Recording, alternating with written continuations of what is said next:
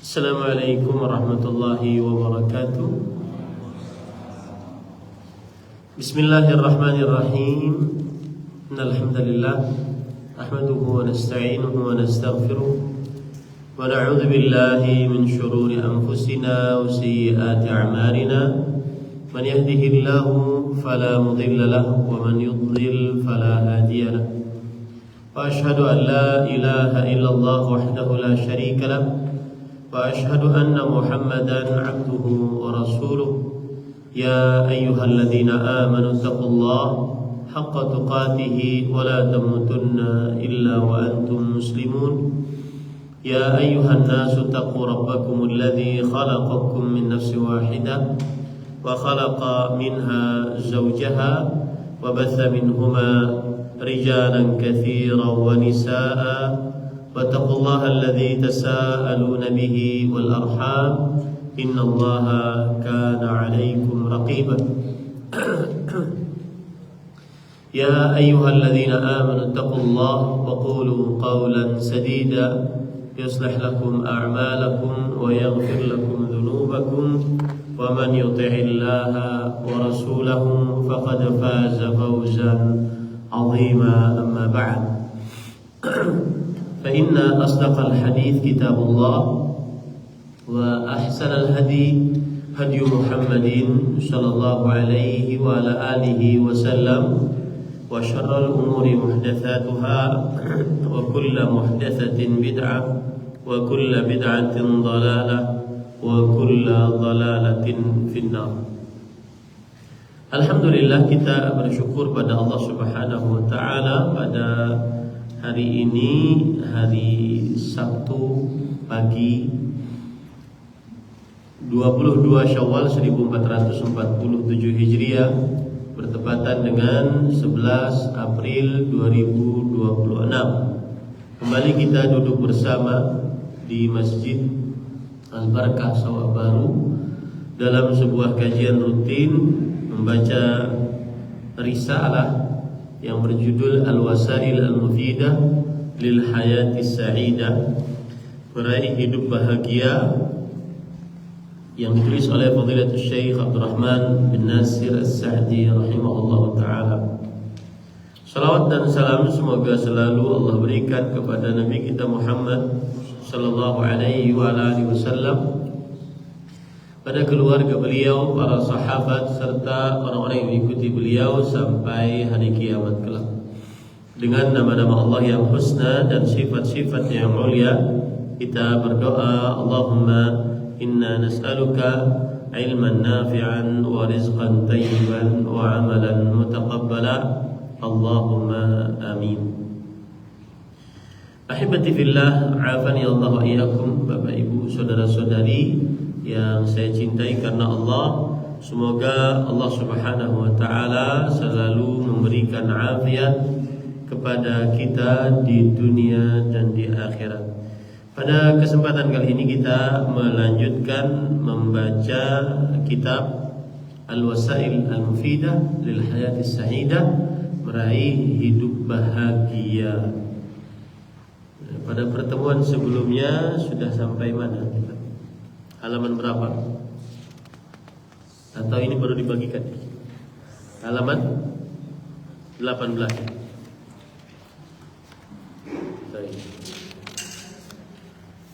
Nah, sudah nomor 3 berarti ya. Baik. Penulis berkata, Bapak Ibu saudara-saudari yang dimuliakan oleh Allah Subhanahu wa taala, nomor 3,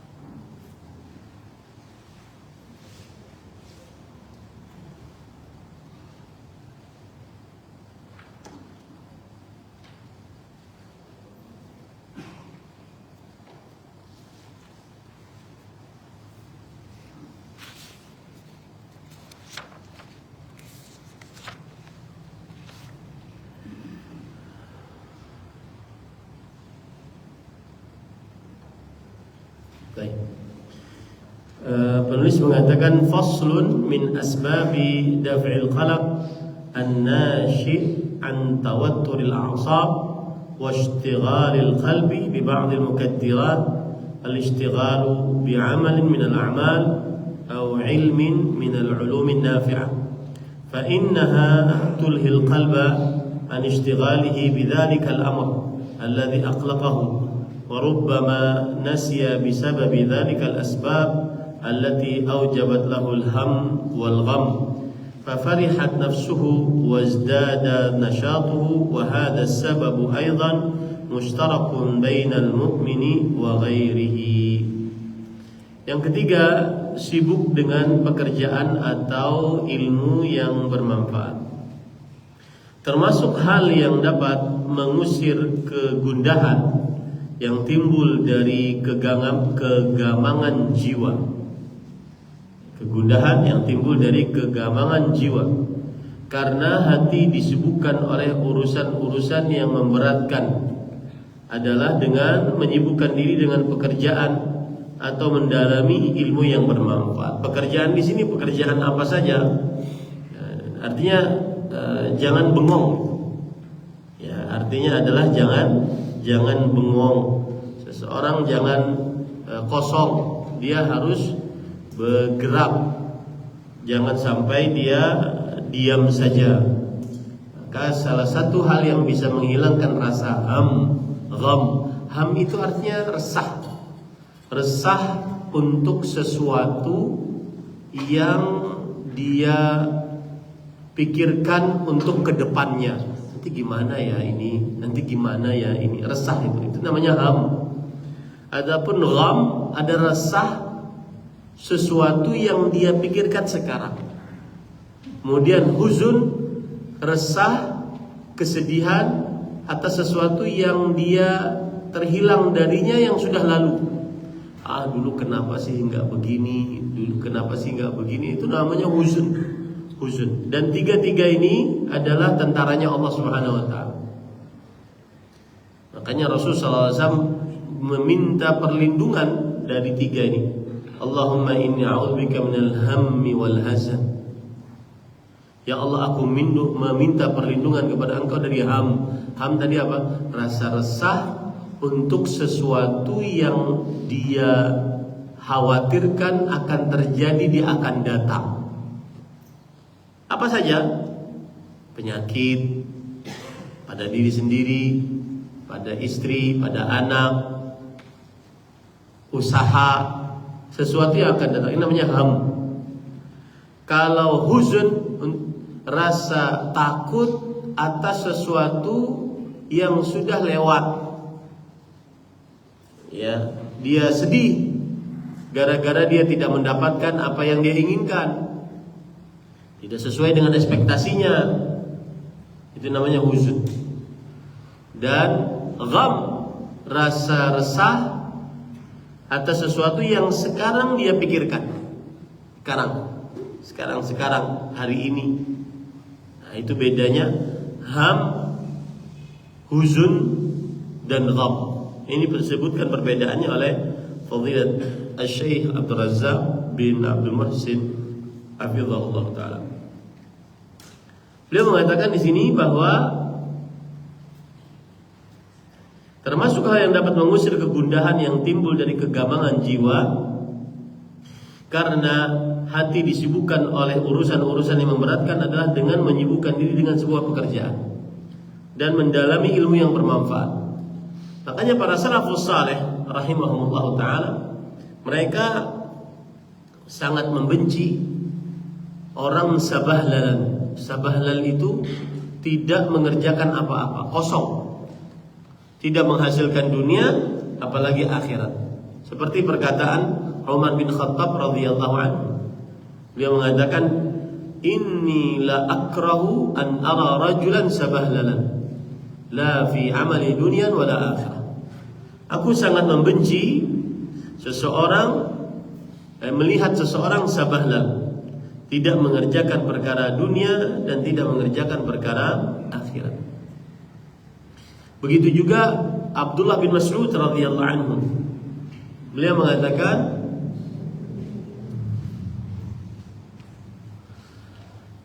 ma nadimtu ala syai', aku tidak pernah menyesal atas sesuatu. Nadami ala yaumin gharabat fihi syamsu naqasa fihi ajali.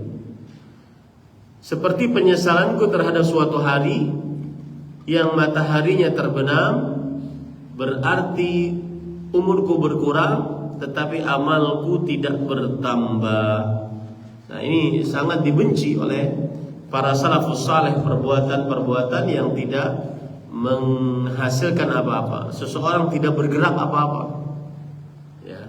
Dan di zaman sekarang banyak sarana yang mendatangkan seperti itu. Di antaranya HP dan media sosialnya. Ya, membuat seseorang tidak bergerak. Dan akhirnya bertambah huzunnya, bertambah hamnya, bertambah ghamnya, bertambah sedihnya atas sesuatu yang terlewat darinya, bertambah resahnya atas sesuatu yang akan datang padanya, dan bertambah resahnya atas sesuatu yang yang terjadi hari ini padanya. Gitu ya. Dan makanya di zaman sekarang laku itu dokter-dokter psikiater, ya, dokter-dokter apalagi jiwa, ya, sangat laku. Antum tahu sebabnya apa? Karena kita kebanyakan melihat sesuatu. Bahkan saya kemarin berpikir gini, melihat orang sakit sedih. Kenapa? Karena bukan sedih, resah. Kenapa? Karena dia khawatir dia juga kena penyakit itu. Melihat orang sehat, resah juga. Kenapa saya tidak sesehat dia? Melihat orang miskin, resah. Jangan-jangan saya bisa jadi nanti seperti dia. Melihat orang kaya, resah juga. Kenapa? Karena kenapa saya tidak mendapatkan kekayaan seperti dia? Nah, ini para ikhwan. Makanya dari dulu Rasul sallallahu alaihi wasallam sudah mengingatkan bahwasanya Inna Allah la yanzuru ila suwarikum wala ila amwalikum walakin yanzuru ila qulubikum wa amalikum. Allah tidak melihat kepada bentuk rupa kalian, harta kalian, tapi Allah melihat kepada hati, qalbu kita, yaitu iman. Karena Rasulullah mengatakan al-imanu at-taqwa hahuna, takwa kita, dan bentuk takwa kita, qulubikum wa amalikum, dan amalan kalian, yaitu amal ibadah kalian. Itu yang dilihat oleh Allah Subhanahu wa taala. Nah, para ikhwan yang dirahmati oleh Allah Subhanahu wa taala, kemudian penulis mengatakan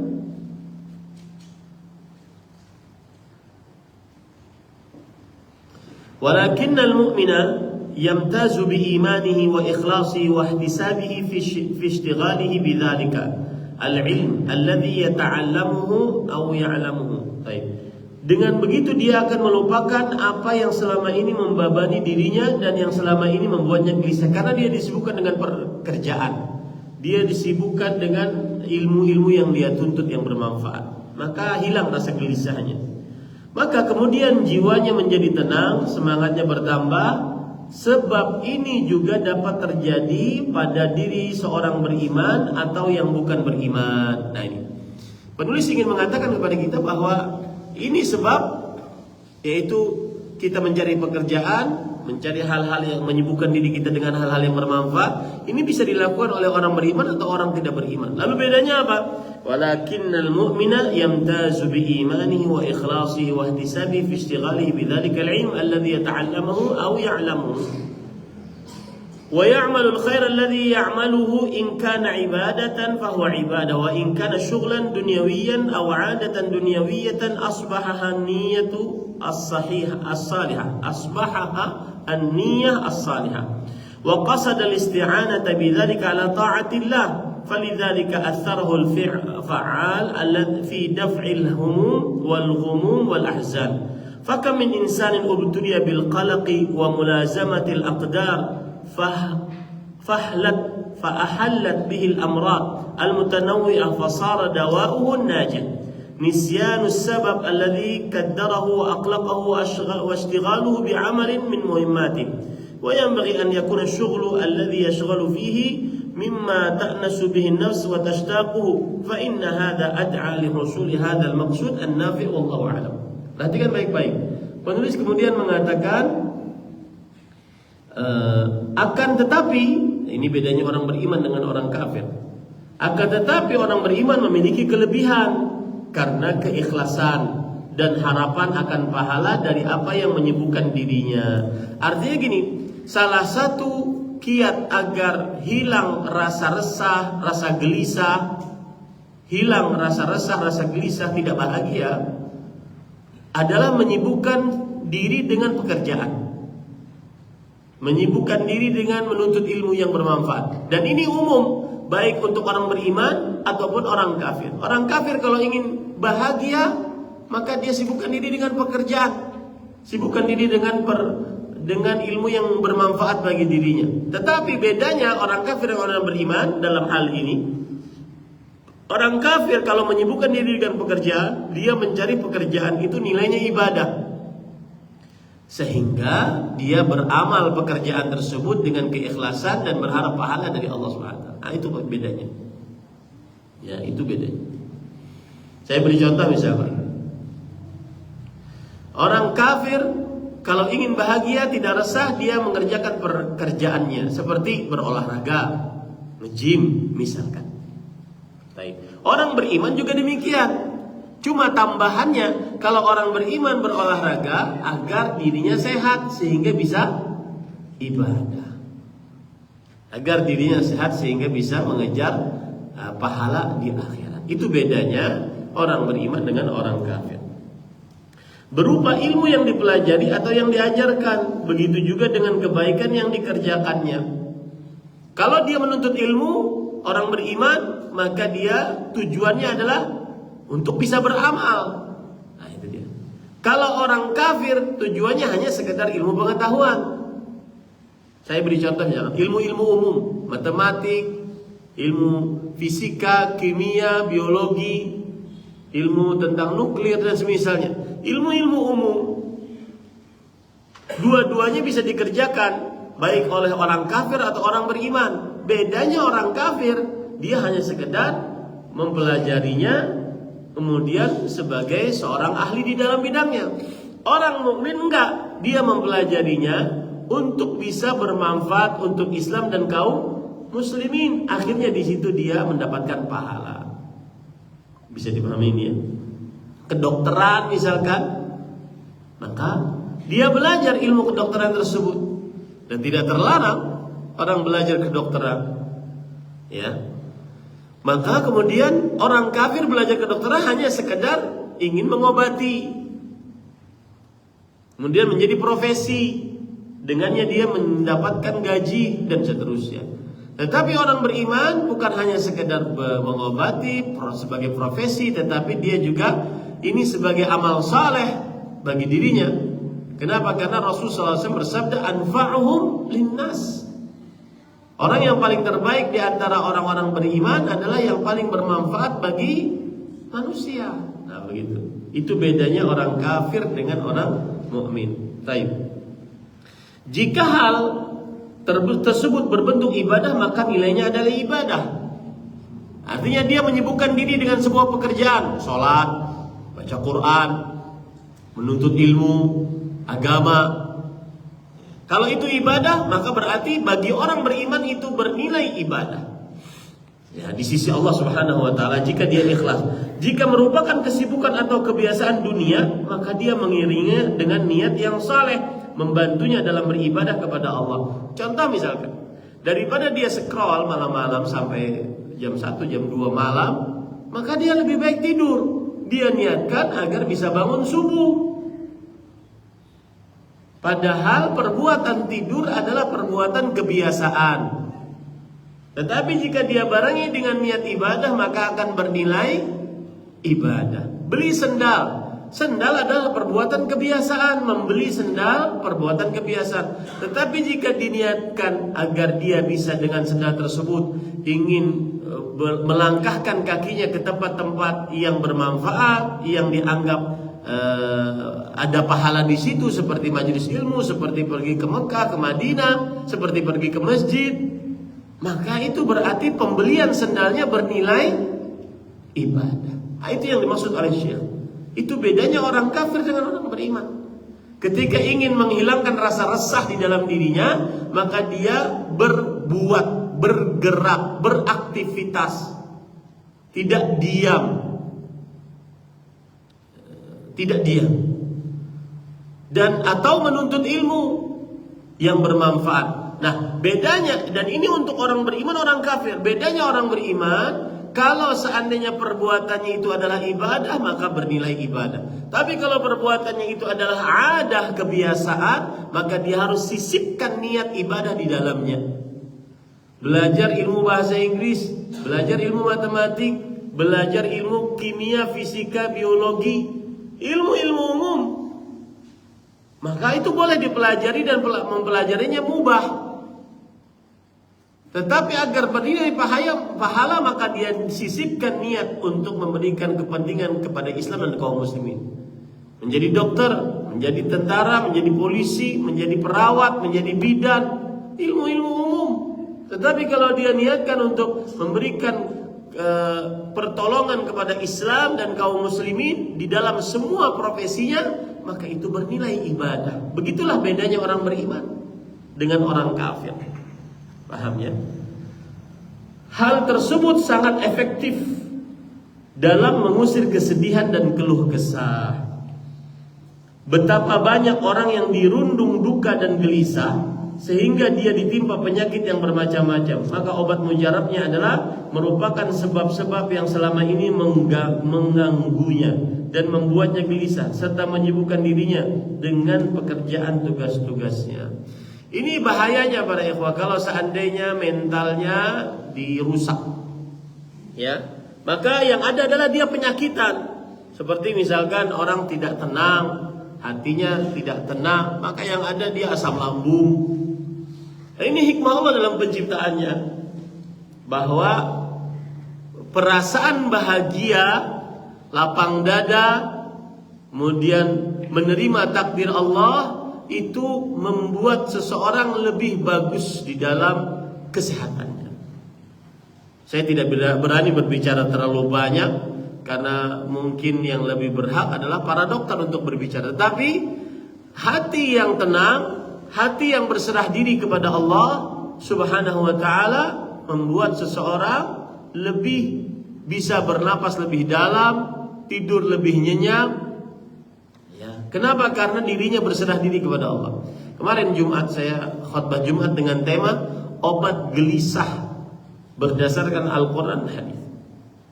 Salah satu obat gelisah yang diajarkan oleh Rasul sallallahu alaihi wasallam adalah hadis riwayat Imam Ahmad. Ma asaba 'abdan qattu hammun wala huznun. Tidak pernah seorang hamba sama sekali tertimpa padanya rasa ham tadi apa?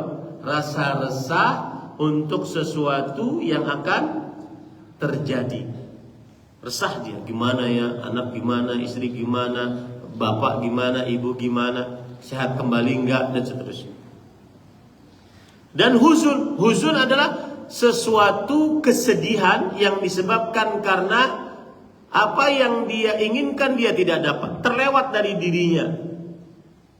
Tidaklah seorang hamba tertimpa dua hal tersebut lalu dia mengucapkan faqala Allahumma inni 'abduk ibnu 'abdik ibnu amatik nasiyati biyadik madin fiha hukmuk adlun fiha qada'uk as'aluka bikulli ismin huwa lak sammaita bihi nafsak aw anzaltahu fi kitabik aw 'allamtahu ahadan min khalqik aw ista'tharta bihi fi 'ilmi al-ghaibi indak an taj'ala al-Qur'ana rabi'a qalbi wa nura sadri wa jala'a huzni wa dhahaba hammi wa ghammi illa abdalahu Allahu hammahu wa huznahu farajan.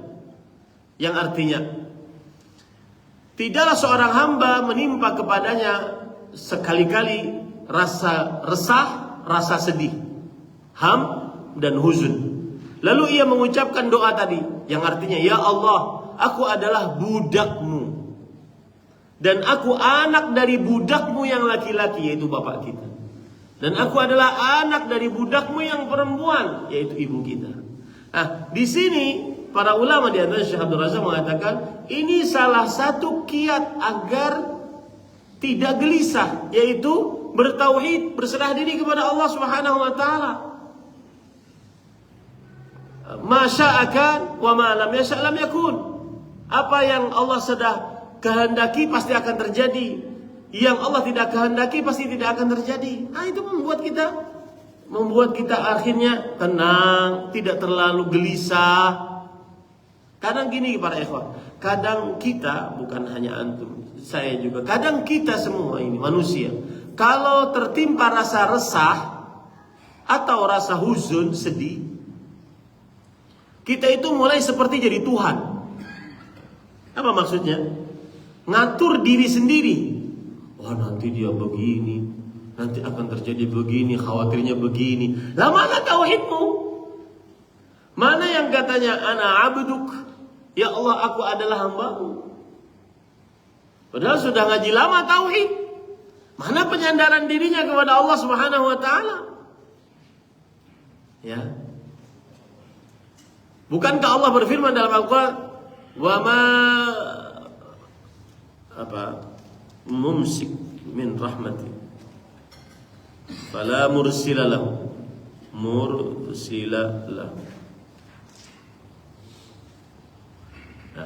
Surat Fatir ayat 2. Ma yaftahillahu min rahmah fala mumsikalah. Siapa saja yang Allah kasih rahmat, tidak ada yang bisa menahannya. Wa ma yumsik fala mursilalah. Apa saja yang ditahan oleh Allah dari rahmat dan kebaikan, tidak akan ada yang bisa memberinya. Nah, ini kemana ini? Ya, tauhidnya kemana? Maka kiat agar seseorang hilang rasa resah, rasa sedih adalah gelisah, adalah dengan mengatakan tadi, inni abduk, aku hambamu ya Allah. Terserah engkau deh, engkau rajanya. Ya, engkau rajanya.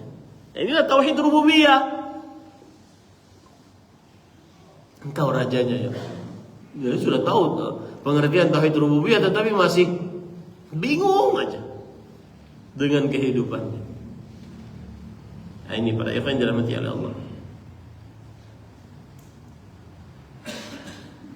Kenapa saya singgung itu? Karena tadi kadang-kadang orang saking resah gelisahnya akhirnya timbul penyakit. Kadang-kadang orang saking sedihnya atas apa yang telah terlewat darinya, timbul penyakit. Ini para ikhwan yang dirahmati oleh Allah Subhanahu wa taala. Kita lanjut. Kemudian penulis mengatakan, wa mimma yadfa'u bihi al-hamma wal qalaqa ijtima'ul fikril kullihi على الاهتمام بعمل اليوم الحاضر وقطعه عن الاهتمام في الوقت المستقبل وعن الحزن عن الوقت الماضي ولهذا استعاذ النبي صلى الله عليه وسلم من الهم والحزن. Allahu Akbar. Dianjurkan agar perbuatan yang menyibukkan dirinya adalah yang sesuai dengan seleranya dan disenangi jiwanya. Maka dengan begitu lebih memungkinkan, saya ulangi. Lebih memungkinkan untuknya mendatangkan manfaat yang dia maksudkan. Terjemahannya kurang. Termasuk dari yang menolak alham wal qalaq, rasa resah, rasa gelisah, adalah dia harus fokus terhadap pekerjaannya sekarang, hari ini. Jangan dia resah, gelisah memikirkan yang akan datang. Gimana nih nanti nih? Ya, untung gak nih? Sudah keluar banyak modal nih. Ya. Sembuh gak nih? Sudah dipotong-potong ususnya, sembuh gak? Karena mungkin operasi cancer atau apa. Enggak. Dia pikirkan semua kekuatan pikirannya, fokus pikirannya, dia pikirkan apa yang dia lalui hari ini saja. Tidak memikirkan resah gelisah yang akan datang, atau tidak sedih atas apa yang telah lalu. Oleh karena itu Nabi Muhammad SAW meminta perlindungan kepada Allah dengan berdoa, Allahumma inni a'udzubika minal hammi wal hazan. Ya Allah, aku berlindung denganmu dari rasa ham. Ham itu rasa resah untuk sesuatu yang akan datang, dan rasa sedih atas sesuatu yang telah terlewat dari dirinya. Hadis riwayat Bukhari. Nah ini ya, ini yang keempat, para ikhwan yang dirahmati oleh Allah Subhanahu wa taala. Baik. Yang ketiga ya, Taib yang keempat, penulis kemudian mengatakan yang keempat adalah memusatkan pikiran untuk melakukan pekerjaan hari ini dan tidak dihantui oleh pikiran-pikiran masa depan atau kesedihan masa lalu. Ya. Tadi ada orang begini, Pak. Cerita sama saya, Ustaz, ini 2 kali kejadian. Satu di Kalimantan, satu di Sulawesi. Ustaz, katanya, saya itu menerima takdir Allah. Bapak saya meninggal, saya terima. Berarti cuma ini ada nggak terima. Cuma masih kepikiran, Ustaz. Kenapa kepikirannya? Jadi ceritanya begini, mulai dia mengulang cerita kematian bapaknya. Saya diam aja, saya dengarkan. Jadi bapak itu pas sakit, kita bawa ke rumah sakit, Ustaz. Oke. Kemudian setelah sehari 2 hari, bapak minta pulang. Karena mungkin kepikiran, banyak biaya dan seterusnya. Dan memang sudah waktunya mungkin menurut bapak. Akhirnya dibawa pulang, karena ini permintaan yang punya badan. Pulanglah gitu.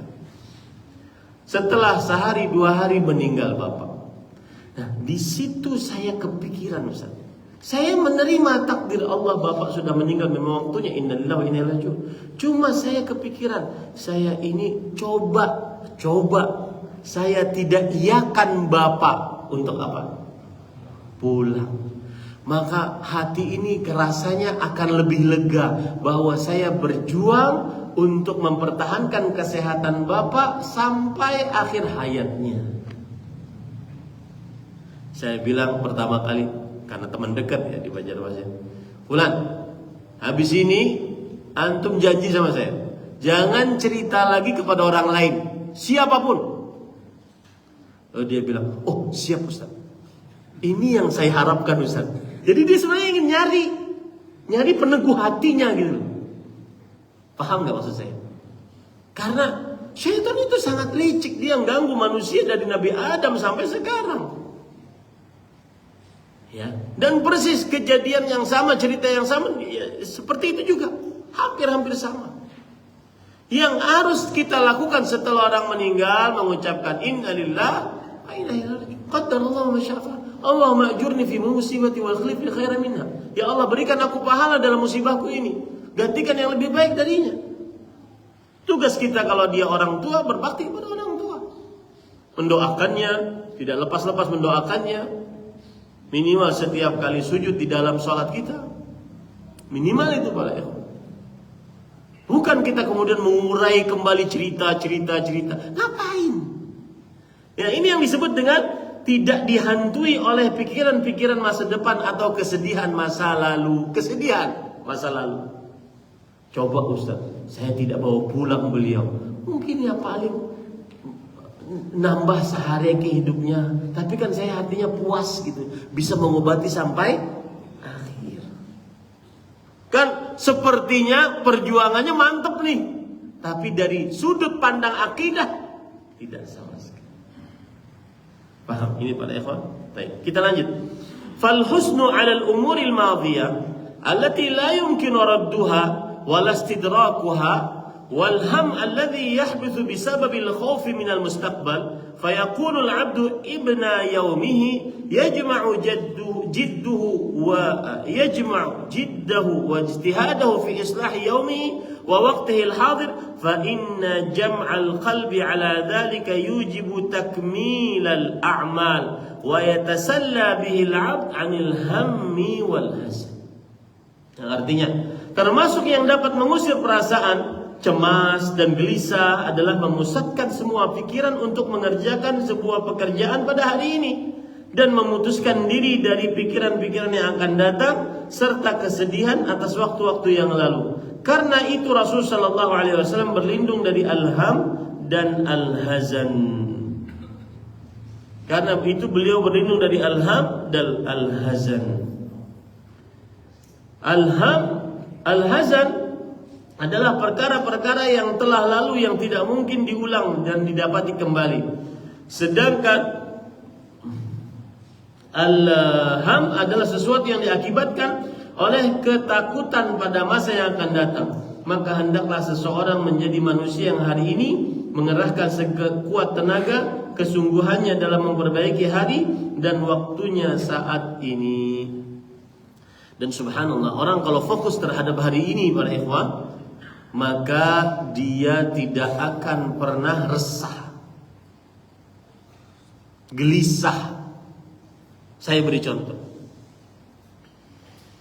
Ada duit nih. Ini kan, ya ini masih awal bulan lah ya. Biasanya akhir-akhir bulan. Dulu ketika saya masih di Arab Saudi, itu setengah bulan sudah habis gaji. Hanya minta minjem sana, minjem sini. Setiap bulan seperti itu. Setengah bulan dah habis gaji. Akhir bulan bingung-bingung dia. Tapi ada sisa duit 100.000. Datang saudara, adik-kah, kakak-kah, paman-kah, bibi-kah, ponakan-kah, minjem duit. Duit yang dia pinjam 100.000. Ini nggak tahu ini buat besok nih. Resah kan ya? Gimana besok? Paham nggak maksud saya? Nah itu. Tapi kalau dia fokus hari ini alhamdulillah tercukupkan. Saya sudah menyiapkan untuk makan pagi, makan siang, makan malam sudah ada. Maka fokuskan hari ini. Resahnya untuk besok itu urusan besok.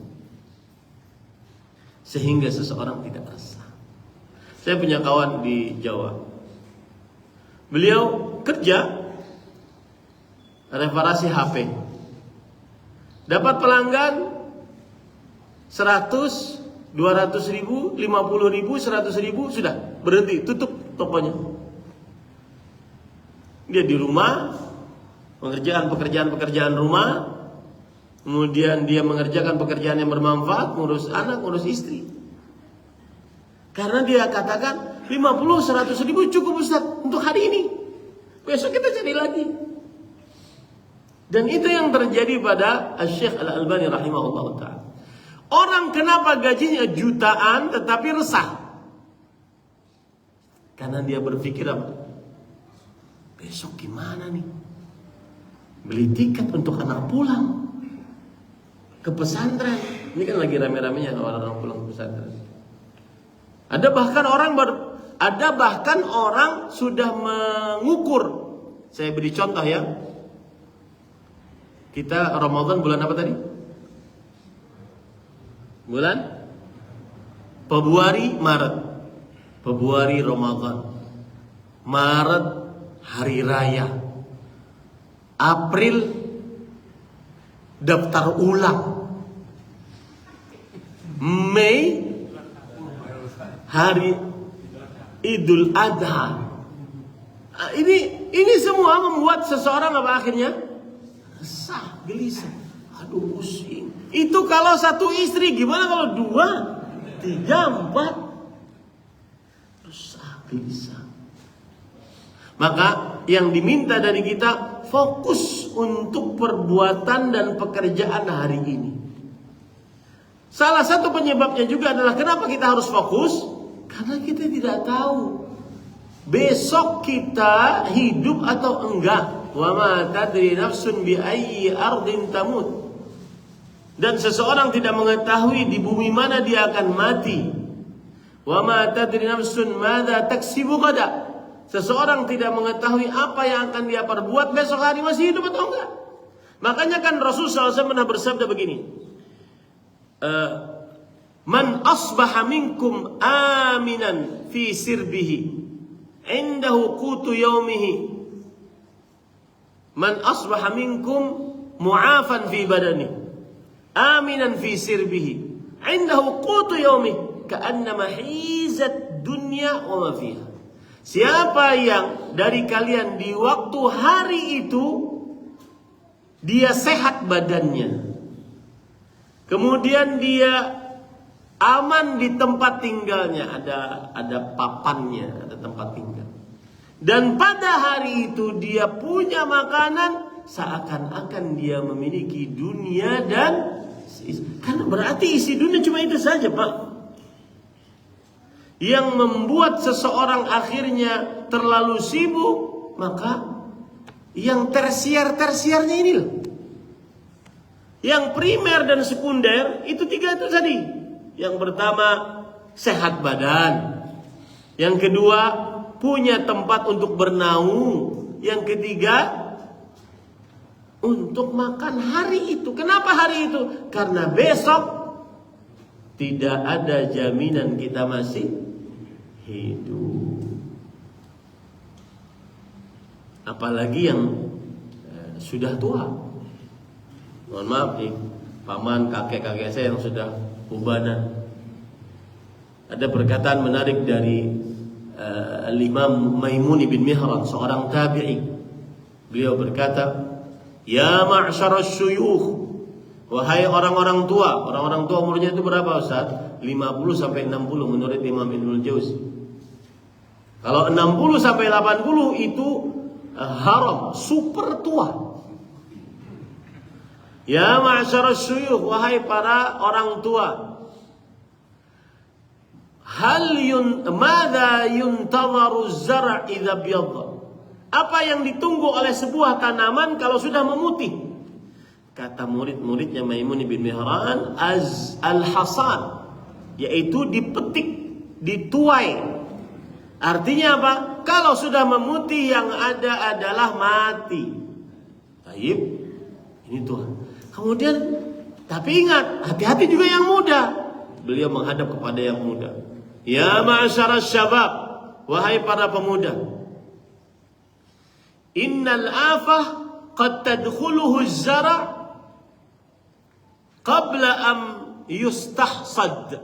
Sesungguhnya penyakit hama bisa masuk kepada sebuah tanaman sebelum dipetik. Apa maksudnya? Bisa-bisa anak muda lebih duluan mati sebelum orang tua. Dan itu yang terjadi pada kebanyakan manusia. Maka hati-hati para ikhwan yang dirahmati oleh Allah. Fokuslah dengan apa yang kita kerjakan pada saat ini. Tidak terlalu berpikir, ini 2 bulan ke depan gak ada duitnya nih. 3 bulan ke depan gak ada duitnya nih. Tanya dulu ke dia orang-orang yang berpikir seperti ini. Hari ini ada gak? Ada, Ustaz. Cuma ini berpikir untuk 1 tahun 2 tahun ke depan. Enggak, ini aja. Sekarang aja. Kenapa? Karena dikhawatirkan engkau tidak punya umur sampai besok. Oh, Ustaz doain saya. Bukan. Emang begitu kenyataannya, kan gak ada jaminan. Nah, ini para ikhwan yang dirahmati oleh Allah Subhanahu wa ta'ala.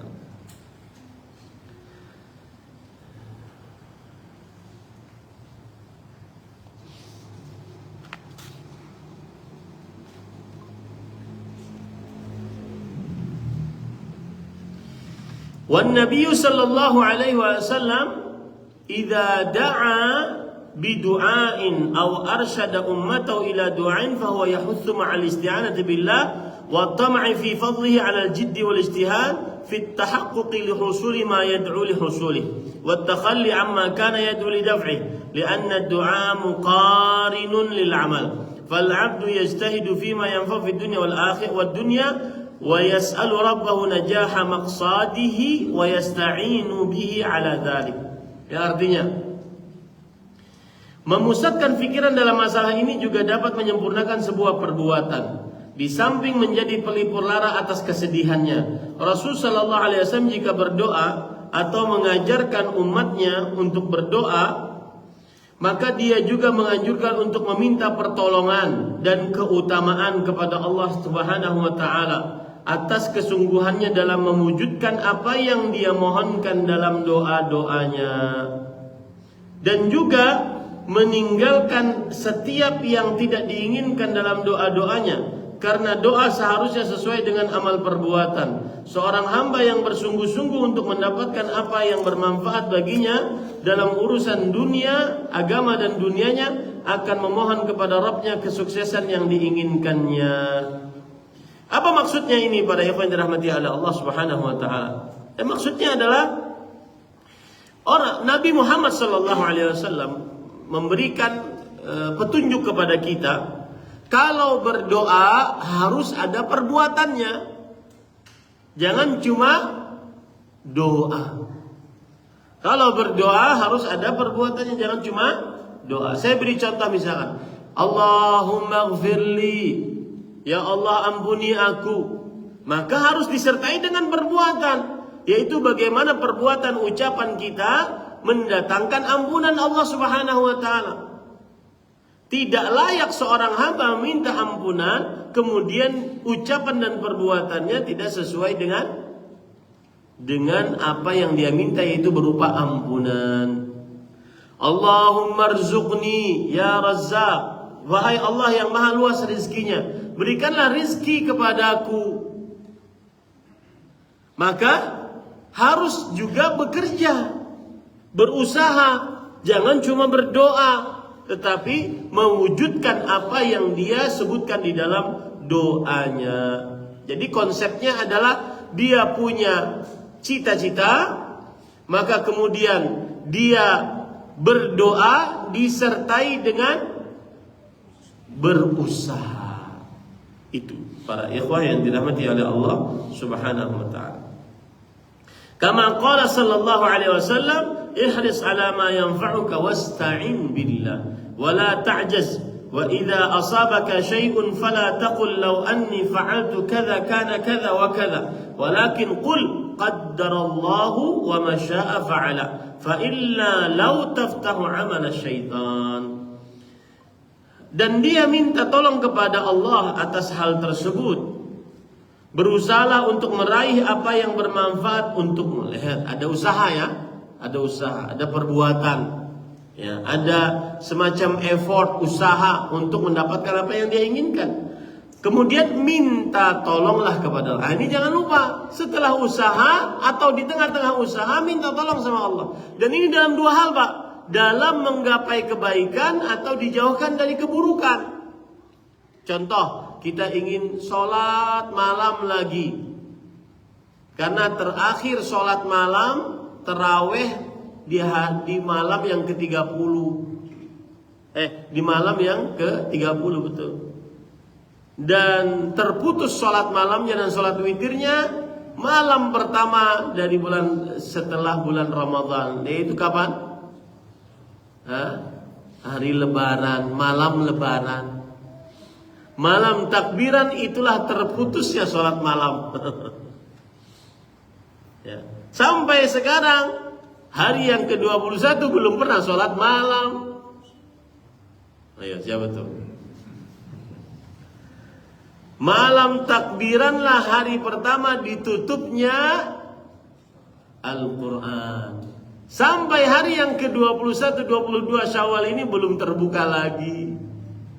Siapa tuh? Nah, ketika seseorang ingin lebih taat lagi seperti Ramadan, maka dia harus berdoa. Karena sebagian orang hanya berdoa saat sedih, ketika kehilangan sesuatu, atau saat ingin sesuatu dari perkara dunia. Tidak, berdoa kepada Allah juga saat ingin sesuatu agar bisa beribadah, perkara-perkara akhirat. Atau berdoa kepada Allah agar diberi petunjuk untuk bisa meninggalkan maksiat. Nah, seperti itu. Itu yang dimaksud oleh Allah Rasul sallallahu alaihi wasallam. Berbuatlah yang bermanfaat untukmu dan minta pertolonganlah kepada Allah Subhanahu wa taala. Wala ta'jaz, dan jangan malas. Makanya Allah sangat benci orang yang tidak berdoa. Man lam yas'alillah yaghdab alaih. Siapa yang tidak berdoa kepada Allah, Allah murka kepadanya. Allah murka. Kenapa? Karena cuma minta. Minta saja, enggak ngasih, minta. Minta saja, merengek saja sama Allah Subhanahu wa taala. Makanya orang paling pemalas adalah orang yang tidak pernah berdoa kepada Allah Subhanahu. Dan kalau seandainya menimpamu sesuatu, yaitu berupa musibah, rasa takut, rasa lapar, kekurangan harta, kekurangan orang nyawa, orang yang dicintai diwafatkan oleh Allah, maka jangan engkau katakan, jikalau aku perbuat dahulu seperti ini, maka niscaya akan terjadi seperti ini, seperti ini, seperti ini. Tidak boleh. Tidak boleh bersandar dengan tidak boleh mencela apa yang sudah ditakdirkan oleh Allah Subhanahu wa taala. Akan tetapi ucapkanlah qadarullah, semuanya telah ketetapan Allah dan Allah berbuat sekehendaknya. Karena sesungguhnya ucapan jikalau, andai kata, andainya, seandainya, ini membuka pintu-pintu perbuatan syaitan. Apa itu pintu-pintu yang terbuka? Kekufuran, yaitu kesyirikan, bahwa kalau saya melakukan ini akan seperti ini. Dia lupa bahwa yang mengatur adalah Allah SWT. Itulah pintu-pintu syaitan yang dibuka gara-gara mengucapkan jikalau, coba saja begini dulu, coba saja begini dulu. Nah, ini termasuk membuka pintu-pintu syaitan. Hadis riwayat Muslim. فجمع صلى الله عليه وسلم بين الأمر بالحرص على الأمور النافية في كل حال والاستعانة بالله وعدم الانقياد للعجز الذي هو الكسل الضار وبين الاستسلام للأمور الماضية النافذة ومشاهدة قضاء الله وقدره.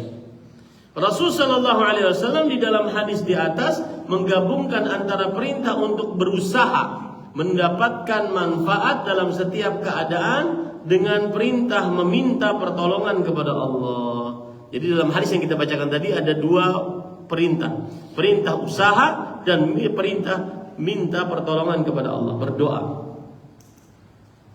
Serta tidak tunduk terhadap kelemahan, ajiz.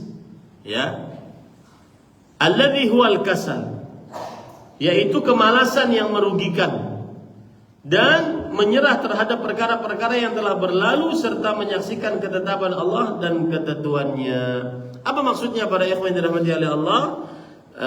Harus kita pertama usaha, yang kedua minta tolong kepada Allah atas usaha kita, kemudian yang ketiga adalah tidak lemah. Dan lemah itu adalah kemalasan. Tidak malas, ya. Kemudian yang selanjutnya berserah diri kepada Allah atas hal-hal yang telah lalu. Kemudian yang selanjutnya memperhatikan takdir-takdir Allah Subhanahu wa taala. Makanya ketika kemarin saya khutbah Jumat dengan judul obat gelisah dari Al-Quran dan Sunnah, salah satu yang saya sebutkan tentang tauhid yang pertama tadi, yang kedua adalah bersandar kepada takdir. Itu obat membuat orang bahagia, ya, bersandar kepada takdir. Qadarullah wa ma syaa, qadarullah wa ma syaa. Seperti itu, ya. Jadi dia tidak sedih, kemudian tidak kepikiran terus atas apa yang hilang dari dirinya. وجعل الأمور قسمين قسما يمكن العبد السعي في تحصيله أو تحصيل ما يمكن منه Au daf'uhu au takhfifuhu fahadha yubdi fihi al-'abda abdu majhudahu wa yasta'inu bi ma'budihi. Yang artinya beliau juga menjadikan sebuah perkara menjadi dua bagian. Bagian di mana seorang hamba memungkinkan baginya untuk meraihnya atau meraih apa yang memungkinkan baginya, atau menolaknya atau meringankannya. Maka dalam hal ini seorang hamba harus memperhatikan kesungguhannya dan minta tolong kepada Rabbnya. Bagian lain adalah bagian yang tidak mungkin untuk itu. Maka pada hal tersebut seorang hamba harus tenang, ridha, pasrah, tidak diragukan lagi bahwa berpedoman dengan kaidah ini membuat penyebab datangnya kesenangan dan hilangnya rasa gundah dan gelisah. Apa maksud dari perkataan ini? Pertama, para ikhwan yang dirahmati oleh Allah Subhanahu wa taala, di dalam doa tadi Rasul sallallahu alaihi wasallam membagi perkara menjadi dua. Perkara menjadi dua. Coba saya baca dulu hadisnya. Ihris ala ma yanfa'u. Bersungguh-sungguhlah untuk mengerjakan apa yang bermanfaat bagimu. Wasta'in billah, dan minta tolonglah kepada Allah Subhanahu wa taala. Ini ihris ala ma yanfa'uk adalah bagian pertama. Bersungguh-sungguh untuk cita-cita. Bergerak untuk mendapatkan cita-cita. Dia bersungguh-sungguh. Kemudian bagian yang kedua, menyerahkan hakikat usahanya kepada Allah Subhanahu wa taala. Menyerahkan hakikat usahanya kepada Allah Subhanahu wa taala. Nah, itu kira-kira yang bisa disampaikan para ikhwan yang dirahmati oleh Allah Subhanahu wa taala.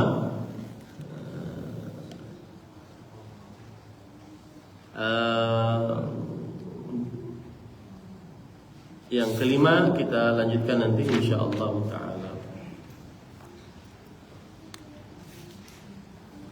Ini mohon biar buat saya ya, jangan ada yang, jadi tidak ada yang memakai. Nah, ada pertanyaan?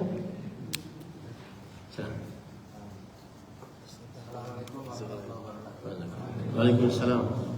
Bagaimana cara kita memadukan?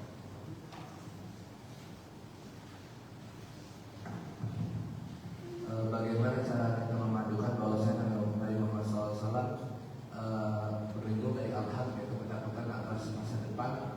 Tapi di sisi lain kita mendengar bahwa Nabi SAW pun mempersiapkan mengagung makanan pokok untuk keluarganya selama 1 tahun, atau yang kita dengar juga di mana Nabi Yusuf menyimpan 7 tahun panen untuk 7 tahun paceklik itu saja.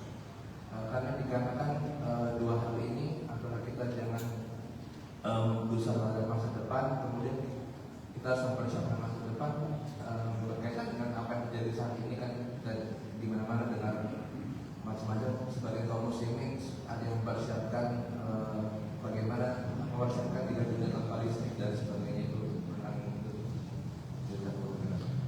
Bismillah, alhamdulillah, wassalatu wassalamu ala Rasulillah wa ala alihi wa ashabihi wa man wala, amma ba'd. Para ikhwan yang dirahmati oleh Allah Subhanahu wa taala, ada hadis riwayat Bukhari dari Anas bin Malik radhiyallahu anhu, kana Rasulullah sallallahu alaihi wasallam la yudakhiru syai'an li ghadin. Rasul sallallahu alaihi wasallam tidak menyiapkan untuk sesuatu untuk besok hari. Kemudian juga ada hadis riwayat Imam Ahmad dari Abdullah bin Abbas, beliau bercerita, nadhara Rasulullah SAW ila Uhud. Rasulullah SAW pernah melihat kepada gunung Uhud. Faqal, ma yasurruni annahu dhahaba li ali Muhammad, annahu dhahabun li ali Muhammad, anfaqahu fi sabilillah, amutu yawma amut wa indi minhu dinaran illa dinaraini a'addahuma lid-dain in kana. Aku tidak suka untuk memiliki emas yang aku wariskan kepada keluarga Muhammad sallallahu alaihi wasallam.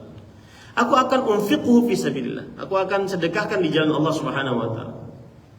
Pada hari aku meninggal, aku tidak suka memiliki 2 dinar emas, kecuali 2 dinar tersebut aku sisakan untuk bayar hutang. Kemudian juga para ikhwan yang dirahmati oleh Allah Subhanahu wa taala, hadis dari riwayat Imam Ibnu Abi Syaibah dalam kitabnya Al-Musannaf dari Anas bin Malik radhiyallahu anhu, beliau bercerita, "Kuntu akhdimu Rasulullah sallallahu alaihi wasallam faqala yawman ma 'indaka syai'un tut'imuna?" Qultu na'am ya Rasulullah, fadlun min at-ta'am alladhi kana ams. Qala alam anhaka an tad'a ta'ama yawmin li ghadin. Aku, kata Anas bin Malik, orang dalamnya Rasulullah SAW, aku berkhidmat menjadi pembantu Rasul Sallallahu Alaihi Wasallam. Lalu Rasul Sallallahu Alaihi Wasallam bersabda pada suatu hari, apa yang kau miliki sesuatu yang bisa dimakan? Kemudian Anas bin Malik menjawab, iya ada wahai Rasulullah, ini adalah sisa makanan kemarin. Kata Rasul Sallallahu Alaihi Wasallam, bukankah aku telah melarangmu untuk meninggalkan makanan kemarin untuk hari ini? Jadi saya nggak tahu antum baca apa gitu, ya, atau dengar dari siapa gitu. Cuma tidak mengapa seseorang untuk menyiapkan kehidupannya asalkan tidak berlebihan. Karena tadi kita tidak tahu umur kita besok ada enggak, kita nggak tahu. Tidak mengapa seseorang mungkin beli sesuatu, masukkan ke kulkas untuk besok. Tetapi yang dicontoh oleh Rasulullah SAW seperti ini. Nah, kalau hadis-hadis yang begini, ini namanya hadis adab. Tidak wajib ya, hadis adab. Yang ingin mencontoh Rasulullah SAW dalam adabnya terhadap dunia itu paling baik. Tapi kalau seandainya dia ingin menyetop barang, asalkan tidak berlebihan, tidak mengapa. Berdasarkan keumuman hadis, kulu washrabu walbasu wa tasaddaqu min ghairi sarf wala makhila. Makanlah, minumlah, berpakaianlah, bersedekahlah sesukamu tanpa ada sikap bakhil dan tanpa ada sikap berlebih-lebihan dan mendatangkan kesombongan. Paham ini Pak ikhwan? Wallahu a'lam. Dan banyak hadis-hadis yang menunjukkan akan hal itu. Ini saya baca di dalam kitab Subulul Huda War-Rasyad fi Sirati Khairil Ibad, ya, yang ditulis oleh orang kontemporer, ulama kontemporer di zaman sekarang. Naam, ada lagi? Ya. Waalaikumsalam. Melanjutkan yang baru sahabat kaitannya sedikit. Jadi Ustaz kurang jelasin kalau kaitannya misalkan dengan urusan anak sekolah misalkan. Kita tahu anak kita misalkan SD mau masuk SMP, terus misalkan ada 2 anak bersamaan dan 3, terus kita merencanakan dana nih, oh nanti 3 tahunnya anak kita bisa masuk di SMP atau SD, bisa keluar atau menyimpan uang untuk di situ. Nah, ini kaitannya dengan tadi gimana Pak? Kita sudah saya jawab tadi Pak. Tidak mengapa asal tidak berlebihan. Tidak mengapa asal tidak berlebihan. Artinya nabung untuk keperluan anak yang masuk sekolah, bayar daftar ulang, bayar uang pangkal, nah, tidak mengapa untuk tabungan dia. Yang tidak diperbolehkan itu adalah ketika kekayaan menjadi tujuan kita.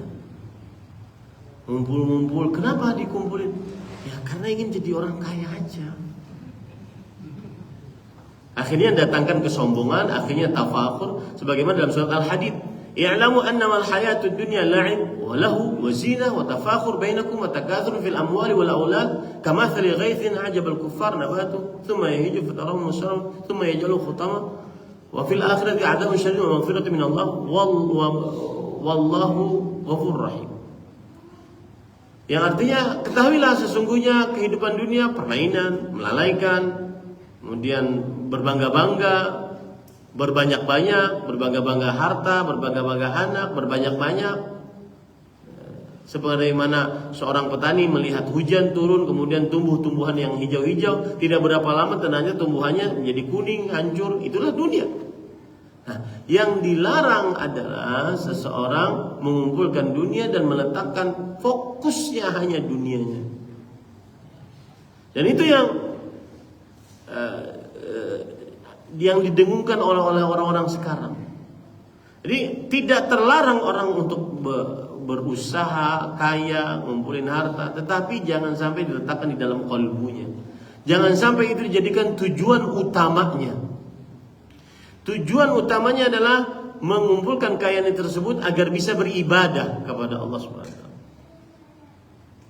Ada seorang berkata begini, itu ustadz-ustadz yang mengajak orang untuk mengatakan bahwa kekayaanmu tidak dibawa mati, itu adalah pecundang. Itu meracuni umat. Umat jadi malas, umat jadi miskin. Maka jawabannya, ya akhi, ittaqillah, takutlah kepada Allah dengan perkataanmu itu.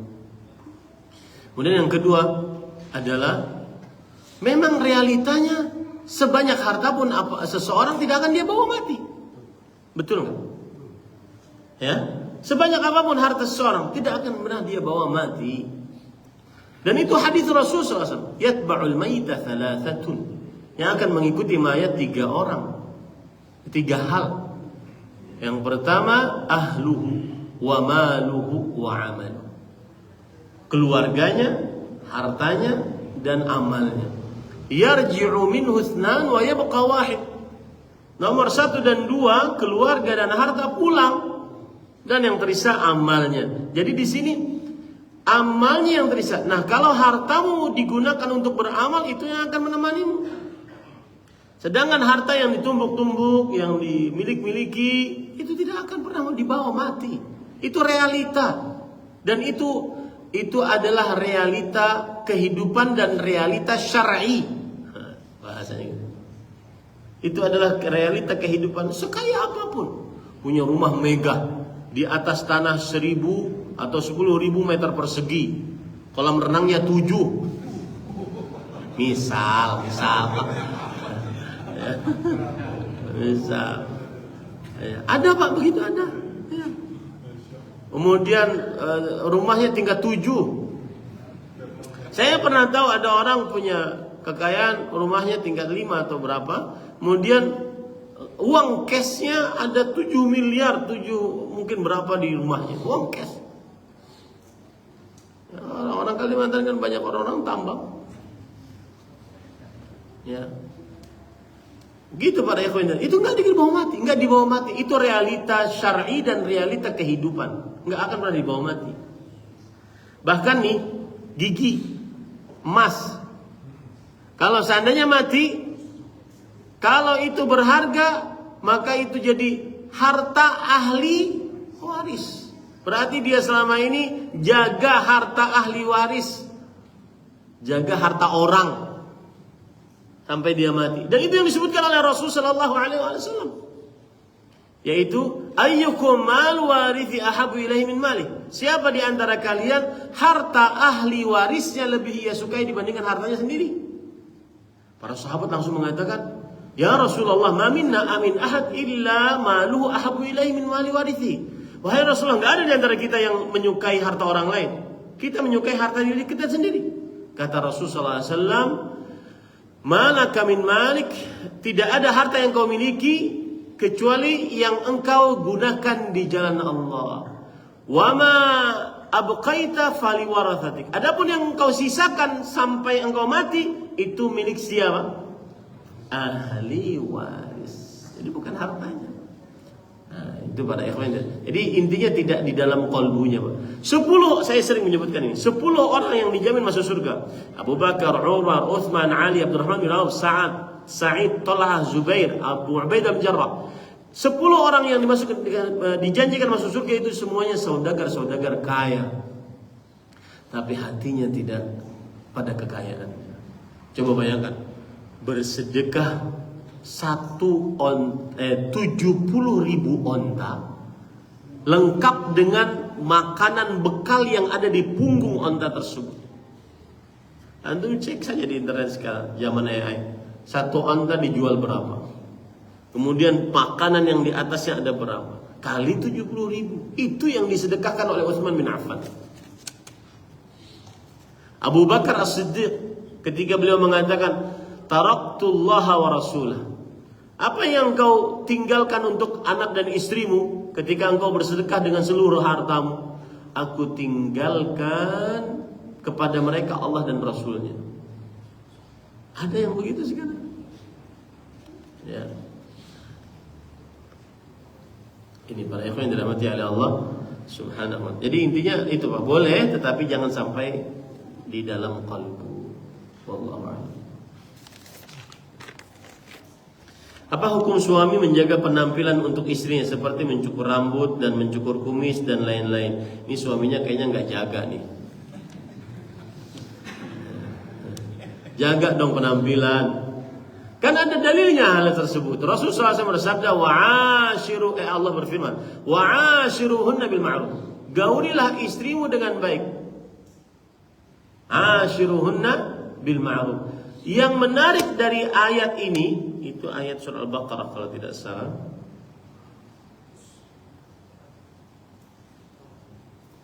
Ya, surah An-Nisa. Surah An-Nisa ayat 19. Ya. Yang menarik dari ayat ini penafsiran dari Abdullah bin Abbas radhiyallahu anhuma. Beliau mengatakan, wallahi inni la uhibbu an atazayyana limraati kama uhibbu an tatazayyana li. Aku sangat suka berpenampilan yang baik di hadapan istriku, sebagaimana aku suka dia berpenampilan yang baik di hadapanku. Jadi ada timbal balik di situ. Ya. Maka hukumnya suami menjaga penampilan itu adalah hak istri. Coba antum bayangkan kalau makan, ini saya kan sih lumayan rapi lah ya. Kalau makan begini nih, dengan istri berduaan, bukan hanya ketika mau keluar rumah. Ya, rapi. Ini termasuk daripada menghormati lawan kita, lawan gaul kita, istri kita. Ini mungkin karena begini para ikhwan. Ini sepertinya sifat dasar manusia ya. Sifat dasar manusia itu kathratul misas tudhibul ihsas. Karena sering bersentuhan, kadang-kadang hilang rasa. Ya. Depan istri ini bodo amat pakai kaos oblong, di sini bolong-bolong. Dan aneh, sebagian suami kadang-kadang sukanya begitu. Di hadapan istri sukanya pakaian-pakaian yang paling robek. Kenapa sih nggak bisa harus rapi gitu, wangi? Sebelum makan di meja makan atau makan bersama, semprot dulu wangi. Coba antum kerjakan itu. Pasti dia akan nanya, "Dapaan lo?" Karena nggak biasa. Ya, ini para ikhwan dirahmati Allah. Maka jaga para ikhwan, jaga penampilan. Rasul sallallahu alaihi wasallam, saya sering mencontohkan. Beliau itu yang paling beliau sukai at-tib wan nisa. Minyak wangi. Kenapa? Karena beliau tidak suka dicium bau wangi yang tidak nyaman. Buktinya apa? Suatu saat, jadi ini permasalahan poligami sebenarnya ya. Jadi suatu saat ada sebuah kelompok dari istri Rasulullah SAW dengan kelompok yang lainnya. Jadi ada semacam perkelompokan. Yang di sini mengatakan kepada istri yang mau digilir. Yang di sini mengatakan kepada istri yang mau digilir. Rasulullah SAW paling suka minum madu. Maka kalau beliau menggilirmu, maka berikanlah, hidangkanlah madu. Maka dihidangkanlah oleh si istri ini. Kemudian setelah itu Rasulullah SAW menggilir yang sebelah sini. Nah, mulailah itu. Kata istri yang sebelah sini yang tadi ngasih advice agar dikasih madu, wahai Rasulullah, mulutmu bau. Kata Rasulullah SAW, saya tidak makan apa-apa kecuali madu. Iya, mulutmu bau. Makanya kan beliau salah satu yang paling beliau sukai adalah bersiwak, menjaga penampilan. Tidak pernah tercium bau mulut, bau ketiak, bau kentut. Lah ini perang kentut gimana dia? Ya. Maka para ikhwan yang dirahmati oleh Allah Subhanahu wa taala, turunlah ayat ketika Rasulullah mengatakan saya tidak akan minum madu lagi. Turunlah ayat tahrim, ya ayuhan nabi, lima tuharrimu ma ahallallahu lak tabtaghi mardata azwaj. Wahai nabi, mengapa engkau mengharamkan apa yang Allah halalkan atasmu? Karena mencari ridha istrimu. Yang menjadi ukuran bukan itunya, tapi menjadi ukuran beliau menjaga penampilan di hadapan istrinya. Ya akhi, para suami yang ada di hadapan saya ini, apa susahnya antum makan dengan penampilan yang baik, penampilan yang terbaik yang pernah antum harapkan, untuk bisa duduk di samping seorang perempuan yang sabar menemani kita dengan segala macam keburukan dan kekurangan kita. Muliakan istri. Karena itu adalah akhlak mulia seorang lelaki. Yang paling terlihat dari akhlak seorang lelaki adalah saat dia memuliakan istrinya. Dan itu hadis Rasulullah SAW. Khairukum li ahli. Kata Rasulullah SAW,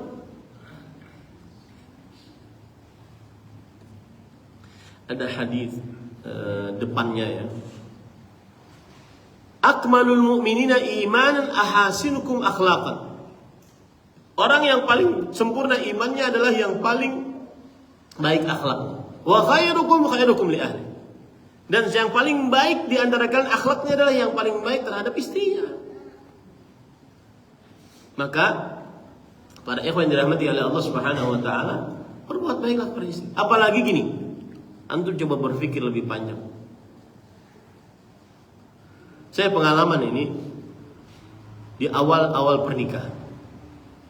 Kita waktu dulu masih suka ngambek gitu ya. Nggak disediain, nggak mau digauli ngambek. Akhirnya saya pakai silent treatment.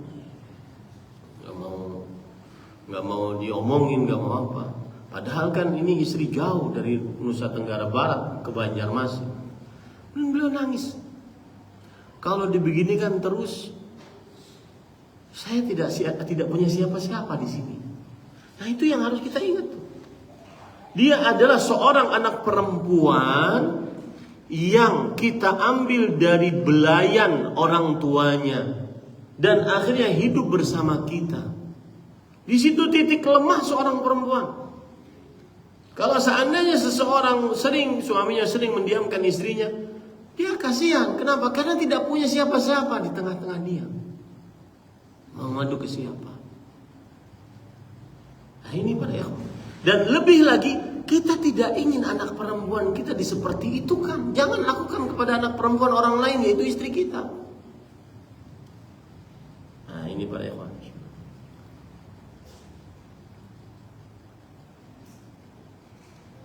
Terutama apabila antum mendua, wahai para suami, mendua atau mentiga atau mempat, maka harus super duper sabar. Kalau nggak sabar jangan masuk dunia itu. Kenapa? Karena pasti akan mendolimi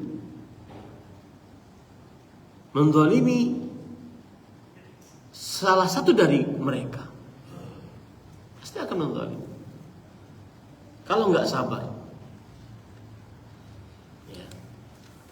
Jangan sampai masuk. Jangan hanya sekedar main-main kan. Harus bersabar, harus sabar. Kalau seandainya ingin memilih dunia mendua, mentiga, memempat. Karena istri selalu dalam posisi lemah.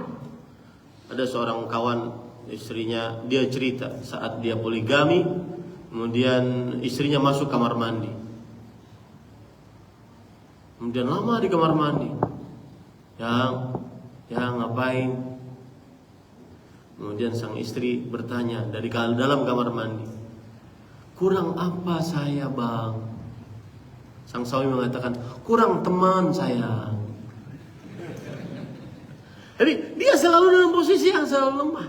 Susah untuk membela dirinya. Karena ini syariat Allah. Dan itu adalah hak seorang suami. Maka saya berpesan, kalau ada di antara kita yang masuk dunia itu, kuat-kuati sabarnya, kuat-kuati nafkahnya, kuat-kuati kekuatan tubuhnya.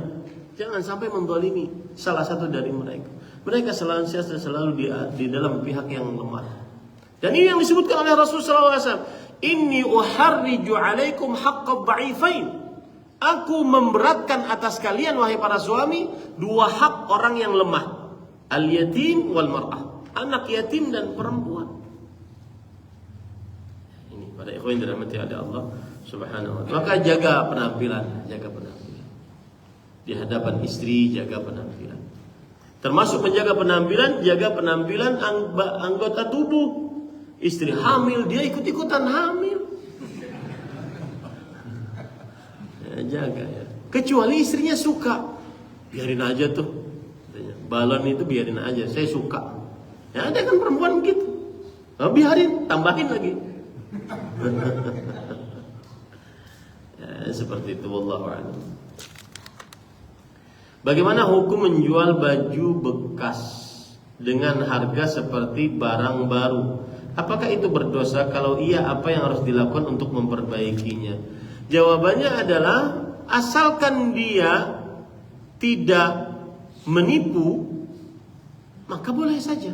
Misalkan nih, ini tas saya sudah beli lama, 5 tahun mungkin, lalu saya jual dengan harga yang baru semisal dengan ini, boleh nggak? Nah, boleh saja, tidak mengapa. Ya, yang tidak boleh adalah dia katakan ini baru loh, paham ya? Nah, itu yang tidak boleh. Wallahu a'lam. Bagaimana cara membayar puasa yang kita lupa berapa jumlah harinya? Diingat semampunya, lalu dia bayar. Sudah Ustaz, nggak ingat apa-apa. Diingat ya, diingat sampai dia bisa membayarnya. Wallahu a'lam.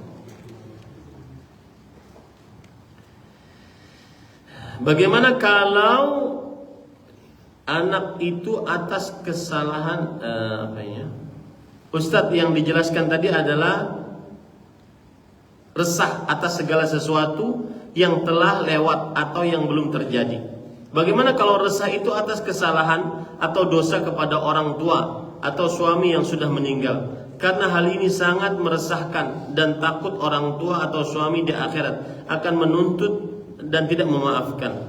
Keresahan semacam ini sangat mengganggu ibadah. Jazakumullah khair. Barakallahu fikum. Jawabannya adalah banyak-banyak berdoa kepada Allah, memintakan ampunan untuk orang tua yang pernah disakiti atau ampunan untuk suami yang pernah disakiti. Kemudian yang kedua, banyak-banyak beramal ibadah yang pahalanya bisa ditransfer kepada orang yang sudah disakiti atau dizalimi. Ya. Tetapi ingat gini, saya analogikan dengan analogi yang lain ya. Hutang misalkan. Hutang. Orang berhutang sampai yang menghutangi itu meninggal, dia belum bayar hutang. Oke. Maka bagaimana saya yang berhutang harus mencari ahli warisnya agar bisa bayar hutang. Baik. Kalau tidak dapat ahli warisnya, maka saya letakkan hartanya di kepentingan kaum muslimin, bangun masjid atau apa. Dia niatkan itu untuk orang yang menghutanginya. Kemudian dia berusaha untuk memperbanyak istighfar atas orang yang menghutanginya, sehingga diampuni dosanya. Itu adalah usaha dia. Usaha dia. Tapi nanti di akhirat apa? Dia tetap akan berhadapan dengan orang tersebut untuk menyelesaikan segala urusannya. Ustaz, bukankah sudah saya letakkan di jalan Allah itu, Ustaz? Iya, itu kan usahamu, inisiatifmu. Tapi sama orangnya belum. Paham ya? Inilah yang dimaksud dalam hadis Rasulullah SAW. Man kanat indahu mazlamatun li akhihi min syai' aw'il falyatahallal minhu al-yawm. Siapa yang mempunyai kezaliman terhadap saudara muslimnya, baik di dalam sesuatu ataupun di dalam harta ataupun di dalam harga diri, perkara kehormatan, maka hendaklah dia minta halal sekarang di dunia. Qabla an la yakuna dinar wala dirham, sebelum tidak ada emas dan perak untuk bayar. Yaitu bayarnya dengan pahala. Yang terzalimi diberi pahala, yang menzalimi menanggung dosa. Nah, ini para ikhwan, wallahu a'lam. Bagaimana menghilangkan rasa sakit hati pada orang yang dekat dengan kita? Ingat akhirat. Ingat akhirat. Bahwa nikmat surga lebih baik daripada mendendam di akhirat. Nikmat surga. Karena orang yang memaafkan dijamin surga oleh Allah SWT. Wallahu a'lam. Apa dalilnya Ustaz? Allah berfirman dalam surat Ali Imran, وسارعوا إلى مغفرة من ربكم وجنة عرضها السماوات والأرض وعدة المتقين الذين ينفقون في السراء والضراء والكاظمين الغيظ والعافين عن الناس والله يحب المحسنين. Dan bersegeralah kalian untuk mendapatkan maghfirah, ampunan dari Rabb kalian, dan surga yang luasnya seluas langit dan bumi disediakan untuk orang-orang bertakwa. Siapa yang orang bertakwa? Orang yang bersedekah saat dalam keadaan lapang atau keadaan sulit, orang yang menahan amarah dan memaafkan kesalahan. Termasuk takwa, dan takwa dijanjikan surga oleh Allah. Jadi memaafkan di dunia lebih utama, lebih besar pahalanya dibandingkan menuntut balas di akhirat, meskipun boleh menuntut balas di akhirat. Banyak orang yang memikirkan masa depan untuk diri sendiri dan anak. Apakah memang harus dipikirkan atau apa hukumnya ya Ustaz memikirkan masa depan? Jawabannya, masa depan yang paling wajib dipikirkan adalah kehidupan setelah kematian, kehidupan akhirat. Dan ingat, kehidupan akhirat dimulai dari setelah kematian. Perkataan para sahabat Nabi, Al-Mughirah bin Syu'bah di antaranya, "Man mata qamat qiyamatuh." Siapa yang meninggal mulai saat itu kiamatnya, mulai saat itu akhiratnya. Ini yang lebih patut untuk dipikirkan. Wallahu a'lam. Tetapi Ustaz memikirkan untuk sekolah anak, sama tadi. Silahkan pikirkan, tetapi itu hanya sebatas kepemikiran yang bukan fokus pikirannya. Kita berusaha menabung untuk keperluan anak. Ustaz, kalau ada yang bersengketa lebih dari 3 hari, sudah dinasihati masih tetap sama-sama, kekeh mereka berdua tidak mau bertegur sapa, apa sanksi buat mereka ya Ustaz? Buat kita menasihati mereka agar mereka kapok. Jawabannya adalah, bahayanya orang yang